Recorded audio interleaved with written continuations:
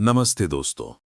पिछले वीडियो में हमने भगवान विष्णु के मत्स्य अवतार की अद्भुत कथा सुनी कि कैसे उन्होंने एक छोटी सी मछली का रूप लेकर पृथ्वी को प्रलय से बचाया और वेदों की रक्षा की। आज हम एक ऐसी कहानी की गहराई में उतरने जा रहे हैं जो सिर्फ देवताओं और असुरों की नहीं है। ये कहानी हमारी है। ये कहानी है हमारे अभिमान यानी ईगो की, हमारे पतन की और उस पतन के बाद दोबारा उठ खड़े होने के लिए किए गए सबसे बड़े टीम एफर्ट की। ये कहानी है कूर्म अवतार की। तो चलिए समय में पीछे चलते हैं, उस युग में जब देवलोक इंद्र के वैभव से चमक रहा था। इंद्र अपनी विजय के जश्न में डूबे थे, उनका अहंकार आसमान छू रहा था। तभी वहां से गुजरे महर्षि दुर्वासा, जो अपने प्रचंड क्रोध के लिए जाने जाते थे। उन्होंने प्रेम और सम्मान के साथ एक दिव्य पारिजात की माला, जो स्वयं एक वरदान थी, इंद्र को भेंट की। और यहां दोस्तों कहानी का पहला मोड़ आता है। इंद्र ने, जो अपने ऐश्वर्य के नशे में चूर थे, उस पवित्र माला का सम्मान नहीं किया। उन्होंने उसे अपने ऐरावत हाथी के मस्तक पर डाल दिया। ऐरावत उस दिव्य गंध से विचलित होकर उस माला को नीचे फेंका और अपने पैरों तले कुचल दिया। एक पल के लिए रुकिए और सोचिए, क्या हम भी अपनी जिंदगी में ऐसा नहीं करते? जब हमें सफलता मिलती है, एक अच्छी नौकरी, एक बड़ा घर या सोशल मीडिया पर कुछ ज्यादा लाइक्स मिलते हैं, तो क्या हम भी उस अभिमान में आकर उन छोटी छोटी पवित्र मालाओं को नहीं कुचल देते? जैसे माता पिता की सलाह, किसी दोस्त का निस्वार्थ प्रेम या खुद की विनम्रता। ऋषि दुर्वासा ये अनादर सह न सके, उनका क्रोध भड़क उठा। उन्होंने इंद्र को या किसी एक देवता को नहीं, बल्कि समस्त देवलोक को श्रीहीन होने का श्राप दे दिया। श्री यानी सिर्फ धन नहीं, श्री यानी लक्ष्मी, श्री यानी ऐश्वर्य, श्री यानी बल, श्री यानी ओज और तेज। पलक झपकते ही देवलोक अंधकार में डूब गया। देवताओं का तेज चला गया, उनके हथियार बेजान हो गए, उनकी शक्तियां क्षीण हो गईं, वे बलहीन और असहाय हो गए। और दोस्तों, जब आप कमजोर पड़ते हैं तो आपके दुश्मन सबसे पहले वार करते हैं। असुरों ने यही किया। उन्होंने स्वर्गलोक पर आक्रमण किया और देवताओं को, जो अब शक्तिहीन थे, आसानी से पराजित कर दिया। देवता हार गए, वे अपने ही घर से बेघर हो गए। ये वो हताशा थी, वो निराशा थी जिसे हम सब कभी न कभी अपनी जिंदगी में महसूस करते हैं। जब सब कुछ हाथ से निकलता जाता है, जब हम हार जाते हैं। सारे देवता ब्रह्मा जी के नेतृत्व में भागे भागे उस एक शक्ति के पास गए जो सृष्टि का संतुलन बनाए रखती है, भगवान विष्णु। वे क्षीर सागर पहुंचे और भगवान नारायण से अपनी व्यथा सुनाई, मदद की गुहार लगाई। भगवान विष्णु ने उनकी पूरी बात सुनी। वे मुस्कुराए, क्योंकि वे जानते थे कि इस पतन का कारण भी उनका अभिमान था और इसका समाधान भी एक बड़े सबक में छिपा था। भगवान विष्णु ने एक ऐसा उपाय सुझाया जिसे सुनकर देवता सन्न रह गए। उन्होंने कहा, समुद्र मंथन। उन्होंने कहा कि इस समय ब्रह्मांड के सारे रत्न, सारी शक्तियां और स्वयं अमृत भी उस विशाल समुद्र के गर्भ में छिपा है। उसे पाने के लिए तुम्हें समुद्र को मथना होगा। लेकिन एक समस्या थी। यह कार्य इतना विशाल था कि देवता, जो पहले ही शक्तिहीन थे, इसे अकेले नहीं कर सकते थे। तब भगवान विष्णु ने कूटनीति का सबसे बड़ा पाठ पढ़ाया। उन्होंने कहा, इस कार्य के लिए तुम्हें उन्हीं से हाथ मिलाना होगा जिनसे तुम्हारी शत्रुता है। तुम्हें असुरों को अमृत का लालच देकर उन्हें इस महायज्ञ में अपना सहयोगी बनाना होगा। देवताओं ने भारी मन से यह स्वीकार किया। असुरों को अमृत का लालच दिया गया और वे तुरंत मान गए। अब शुरू हुई इतिहास की सबसे बड़ी प्रोजेक्ट प्लानिंग। मथनी के रूप में चुना गया विशाल मंदराचल पर्वत को और रस्सी के रूप में चुना गया नागों के राजा नागराज वासुकी को। तैयारियां पूरी हुई, पर्वत को समुद्र में उतारा गया, वासुकी ने उसे लपेटा।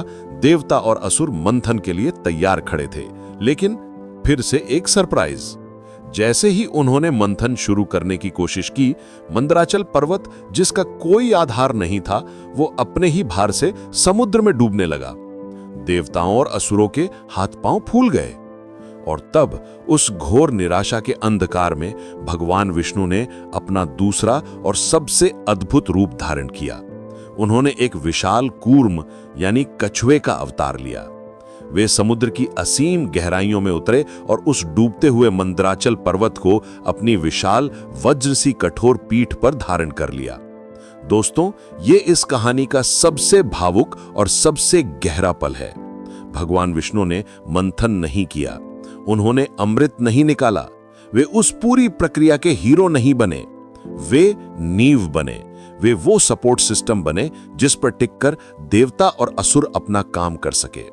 हम सब अपनी जिंदगी में हीरो बनना चाहते हैं, लेकिन क्या हम किसी के लिए वो कछुआ बनने को तैयार हैं? वो मूक साइलेंट सपोर्ट जो बिना किसी श्रेय के बस दूसरों को सफल होने के लिए एक स्थिर आधार देता है। जैसे हमारे माता पिता जो हमारी सफलताओं के पीछे के कूर्म होते हैं। अब भगवान कूर्म की पीठ पर मंदराचल स्थिर हो चुका था। मंथन आरंभ हुआ। देवता वासुकी की पूंछ की ओर थे और असुर फण की ओर। लेकिन दोस्तों, जब आप जिंदगी को मथते हैं तो सबसे पहले अमृत नहीं निकलता। मंथन शुरू होते ही सबसे पहले जो निकला वो था हलाहल, ब्रह्मांड का सबसे भयंकर विष। उसकी ज्वाला से, उसकी गंध से पूरी सृष्टि का दम घुटने लगा। देवता और असुर सब भागने लगे। ये वो नेगेटिविटी थी, वो टॉक्सिसिटी थी जो हर बड़े काम की शुरुआत में सामने आती है। तब इस जहर को पीने के लिए, इस संकट को हरने के लिए सामने आए महादेव, भगवान शिव। उन्होंने उस संपूर्ण हलाहल को पिया और अपनी करुणा से उसे अपने कंठ में ही रोक लिया। विष के प्रभाव से उनका कंठ नीला पड़ गया और वे कहलाए नीलकंठ। ये त्याग का प्रतीक है। विष के बाद समुद्र ने अपने असली रत्न देने शुरू किए। एक के बाद एक कुल 14 रत्न निकले।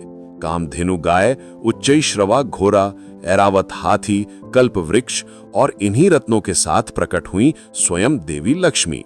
उन्होंने उस मंथन से निकलकर भगवान विष्णु को अपने पति के रूप में चुना। ये एक प्रतीक है कि लक्ष्मी यानी सफलता, समृद्धि वहीं आती है जहां प्रयत्न यानी मंथन और स्थिरता यानी कूर्म का वास होता है। और अंत में आयुर्वेद के जनक भगवान धन्वंतरी अपने हाथों में अमृत कलश लेकर प्रकट हुए। अमृत, वही जिसके लिए ये सब हो रहा था। उसे देखते ही असुरों का धैर्य जवाब दे गया। उन्होंने कलश छीन लिया और आपस में ही लड़ने झगड़ने लगे। देवता फिर से निराश हो गए। इतनी मेहनत सब व्यर्थ। तब भगवान विष्णु ने फिर से हस्तक्षेप किया। इस बार वे एक सुंदर स्त्री मोहिनी का रूप लेकर आए। वे इतने मनमोहक थीं कि असुर अपनी लड़ाई भूलकर सिर्फ उन्हें ही देखते रह गए। मोहिनी ने अपनी चतुराई से असुरों और देवताओं को अलग अलग पंक्तियों में बिठाया और कहा कि वो स्वयं सबको अमृत बांटेगी। उन्होंने चालाकी से सिर्फ देवताओं को ही अमृत पिलाना शुरू किया। लेकिन उस भीड़ में एक असुर था राहु। उसे संदेह हुआ। उसने वेश बदला और चुपके से देवताओं की पंक्ति में जाकर बैठ गया। जैसे ही मोहिनी ने उसे अमृत दिया और उसने उसे पिया, सूर्य और चंद्रदेव ने उसे पहचान लिया। उन्होंने भगवान विष्णु को इशारा किया।